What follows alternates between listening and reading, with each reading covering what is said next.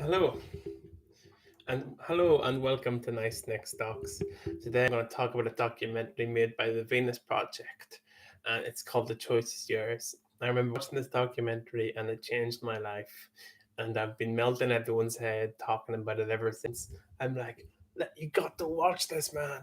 Like, you never see things the same again. Everyone always tells me, well, if you think you're so smart, you do it then. You be in government. Have you got a better plan? I'm like, yes, I do.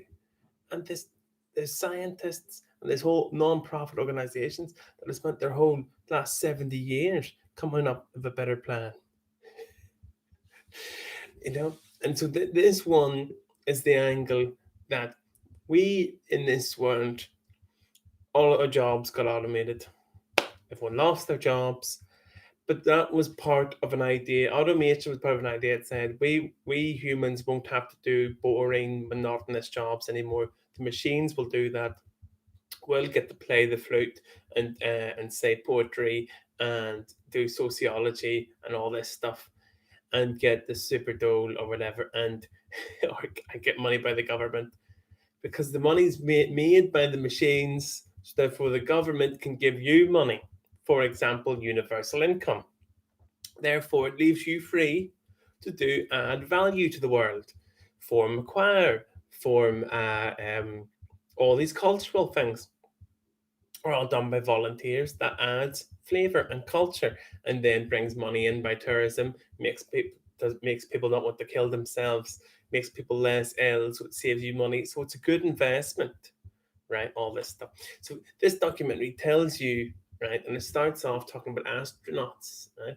Whenever you're young, you're always told, "This is my country, my land. You go over there. I'll stay here, and we can't let them come in here. Too many of them."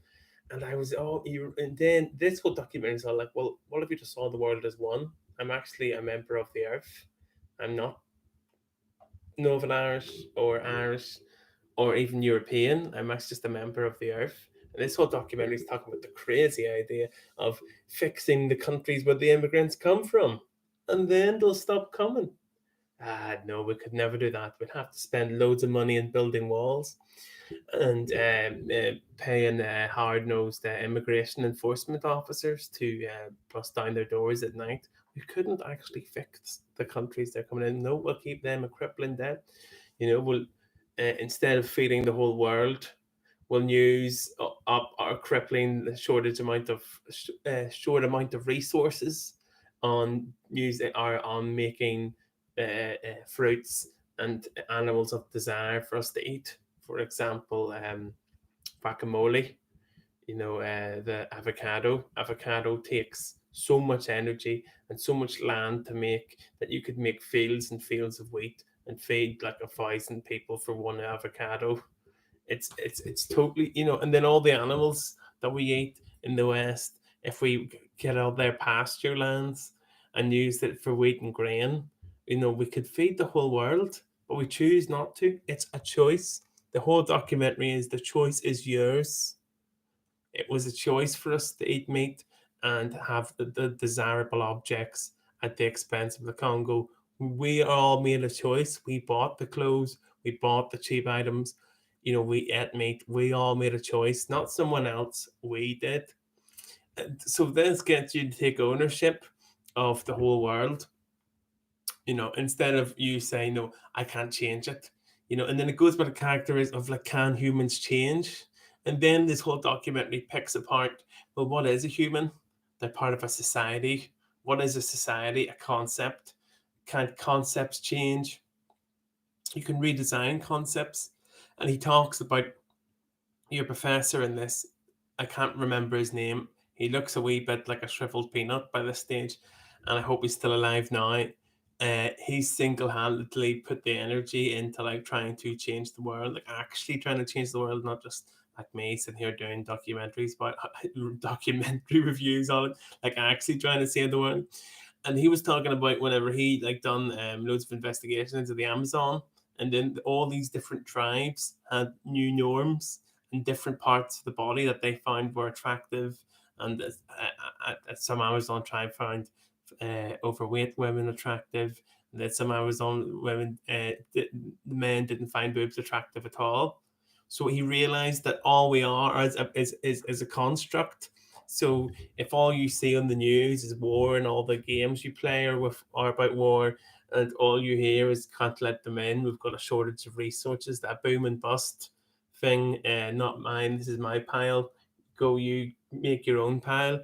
We have been constructed into thinking that no, this is human nature. It's dog eat dog, and then you're like, but actually, that quote dog eat dog's always implied that it's just still the rule of the jungle. Then why can't I just go beat a disabled person to death like you would do in the jungle? If you were an animal and there was a disabled animal, you would just eat it or get eaten. You wouldn't do that because of thousands of years of society and sophistication.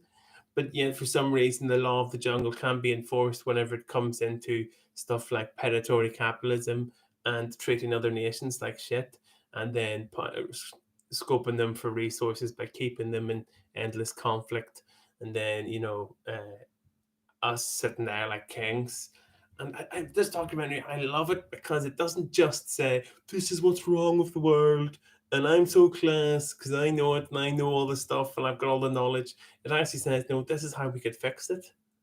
You know, replant trees and cities. It basically is the other end of the euphorian dream of that machines will change the world for the better. Machines have changed the world for the better and worse at the moment, but it can still go back for the better. We don't. No one needs to be working in call centers. Just get machines to do it. But have everyone else doing good stuff. So this shows you loads of different interesting ideas about and it also talks to you about, for example, feeling special. you know this world was put here for me. It's my experience. It's my car. It's my clothes. It's my fancy dinner. It's not taking my house. It's not my bank account. And you're all like, no, this planet isn't really built for us. If we're part of a speck. This whole program, that shows you're part of a speck in a universe full of thousands of planets. And it's like, this planet wasn't just put there for you to drive like a stolen car and leave like an ashtray. It wasn't, but we designed it like that because any system falls prey to psychopaths because they can get what they want. I can't get what I want all the time because I have things like anxiety, um, guilt, remorse. Psychopaths don't have that. They won't stop. They sleep, hardly ever sleep. 4 hours sleep, wake up, smile in their face, ready, just and then if you have hundreds of psychopaths all in the same building, all going out to get what they want, like the CIA or whatever, then you can see why. And then you have thousands of psychopaths all over the world doing horrible business decisions, predatory decisions, all to get what they want. Less for you, more for them. Destroy the earth fast for their quick profit, and should all be dead before any of the ramifications come. So basically, any system falls prey to psychopaths, and this whole thing is talking about how you could sort of keep control of psychopaths. So yeah, it's like socialism's a good idea, but then psychopaths got into it.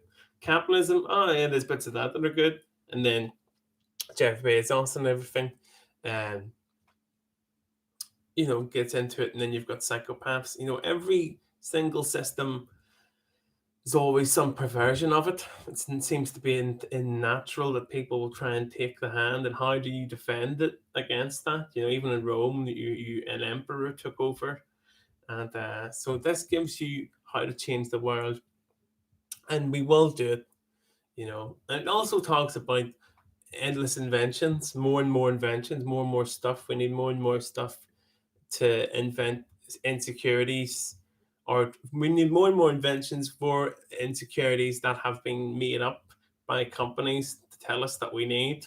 So we're just sort of using up. And then it talks about, do we really need endless more inventions? Will we be happy? And are we inventing the right inventions? We need inventions to save the world, but we don't need more and more phone technology. We don't really need uh, 5G And then it talks about endless growth.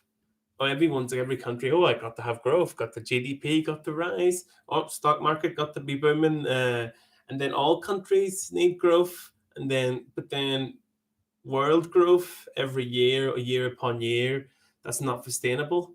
So something had to happen. Now we've got a virus because the Earth's like, no, mate, there's a fucking optimum limit of this. And the Earth's all like, every time you grow past a bit, a virus happens. Same thing in the plague, everything like that. Once you start, just because you think you have mastery on this Earth, this Earth doesn't need you. It just so happened that you've only been on it the last couple of thousand years. So, I don't think you get ahead of yourself on the Earth. It's all like, keep your random disease. You know what I mean? Wars and disease, thin down the numbers. Anyway, I digress. This is one of the documentaries that I suggest you watch, because the more people watch it, you can actually change the Earth with this documentary for a better place. Everyone feels better after watching it, because you're like, thank fuck. I was upset, depressed. I felt not in control. I felt like I was just being buffeted by one horrible news story to the next. I didn't feel like I could actually create any change for the better. This documentary really lets you know that you can do that. So that's really important, not just like other documentaries that tell you what's broken. This tells you how to fix and what to do first, which is what you want and what you need, especially in this time of change now when we can actually do stuff, when we've got the system on its knees. Good day.